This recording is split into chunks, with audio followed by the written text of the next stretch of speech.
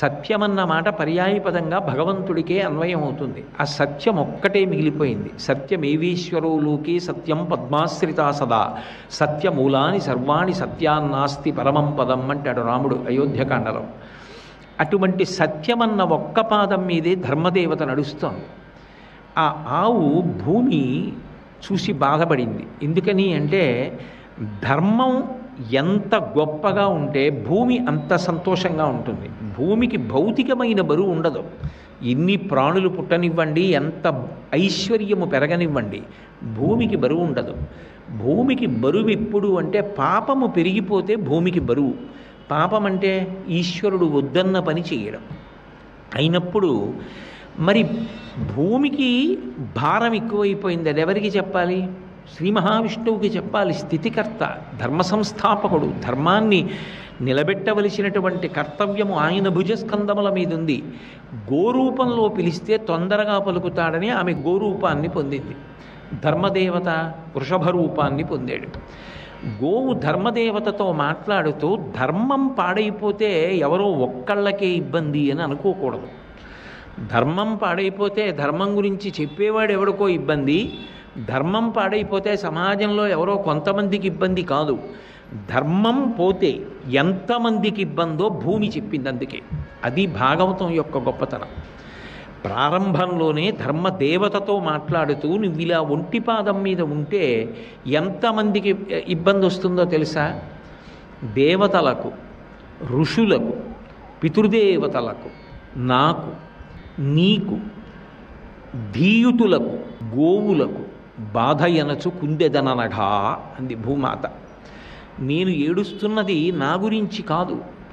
ధర్మం పోతే దేశంలో ఎంతమంది బాధపడతారు అంటే మొట్టమొదట దేవతలకు.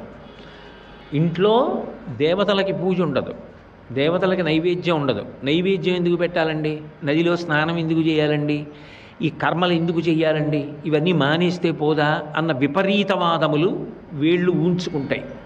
ఈ మాట భాగవతంలో చెప్పింది భూదేవత.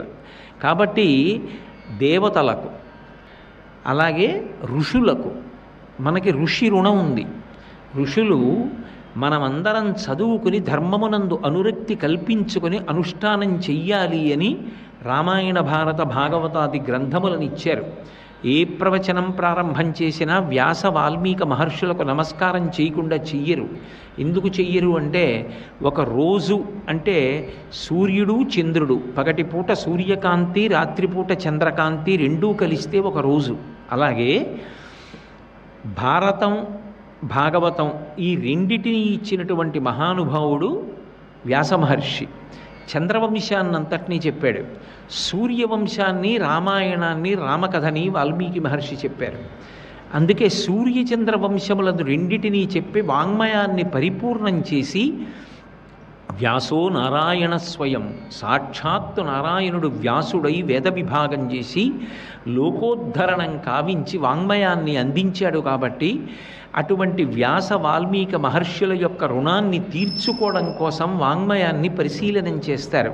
కాబట్టి దేవతలకు, ఋషులకు, పితృదేవతలకు, నాకు అంటే భూమికి, నీకు ధర్మదేవతకి, అలాగే ధీయుతులకు, బుద్ధి కలిగిన వారు అటువంటి పరిస్థితిని చూసి బాధపడతారు. అయ్యయ్యో, సమాజమునందు ధర్మము క్షీణించిపోతే, ఈశ్వరానుగ్రహము తొలగిపోతే సమాజము ఎలా పరిఢవిల్లుతుంది, ఎలా రక్షణ కలుగుతుంది అని బాధపడతారు.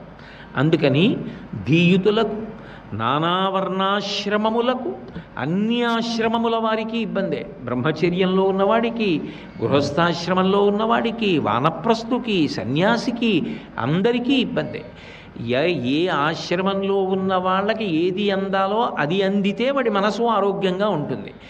ఏ ఆశ్రమంలో ఉన్నవాడికి ఏది అందాలన్న దాని మీద ఏ విచక్షణ ఉండదు, ఎవరికి ఏదైనా అందుతుంది.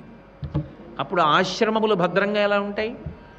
నానావర్ణాశ్రమములకు, గోవులకు, గోవు, ఎద్దు ఈ రెండు ధర్మచక్రం తిరగడానికి ప్రధాన కారణం. ఎద్దు భూమిని దున్నుతుంది, దున్నడం చేత అన్నం వస్తుంది. ఆ అన్నంలోకి ఆవు పాలలోంచి వచ్చినటువంటి నీతిని కలిపి హోమం చేస్తారు.